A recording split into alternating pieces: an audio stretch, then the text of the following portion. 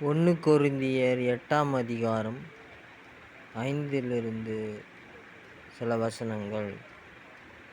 விண்ணிலும் மண்ணிலும் தெய்வங்கள் என்று சொல்லப்படுபவை பல இருக்கலாம்.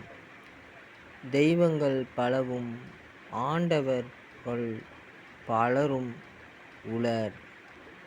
ஆனால் நமக்கு கடவுள் ஒருவரே. அவரே நம் தந்தை. அவரிடமிருந்தே அனைத்தும் வருகின்றன. அவருக்காக நாம் இருக்கின்றோம். அவ்வாறே நமக்கு ஆண்டவரும் ஒருவரே. அவரே இயேசு கிறிஸ்து. அவர் வழியாகவே அனைத்தும் வருகின்றன. அவர் மூலமாகவே நாம் வாழ்கிறோம்.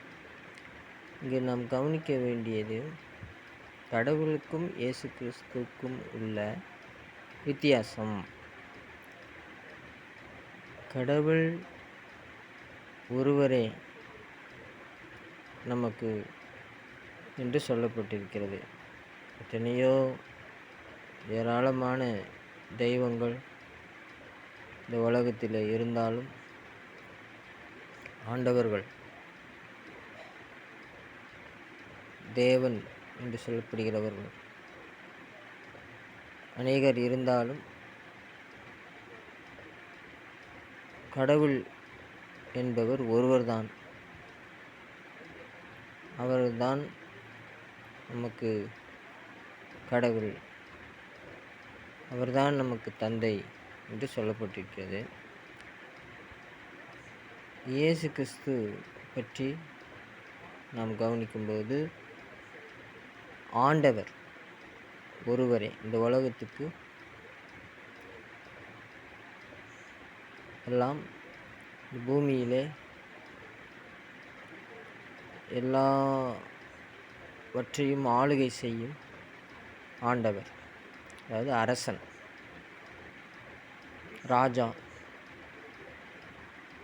என்பவர் ஒரே ஒரு ராஜாதான்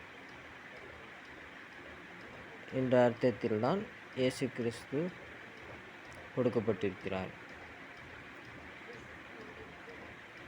அவர் எவ்வாறு கொடுக்கப்பட்டார் என்று அனைவருக்கும் தெரியும். அவர் இரத்தம் சிந்தி மக்களிடம் அவர் கலந்திருக்கிறார். அவ்வாறு தான் அவர் இந்த உலகத்தின் ராஜாவாக சொந்தக்காரரானார். மற்ற அரசர்களைப் போன்று, மக்களால் தேர்ந்தெடுக்கப்பட்ட அரசர்களைப் போன்று ஓட்டு போட்டு மக்கள் தேர்வு செய்யும் தலைவர்களைப் போன்று அல்லாமல், அவர் இரத்தம் சிந்தி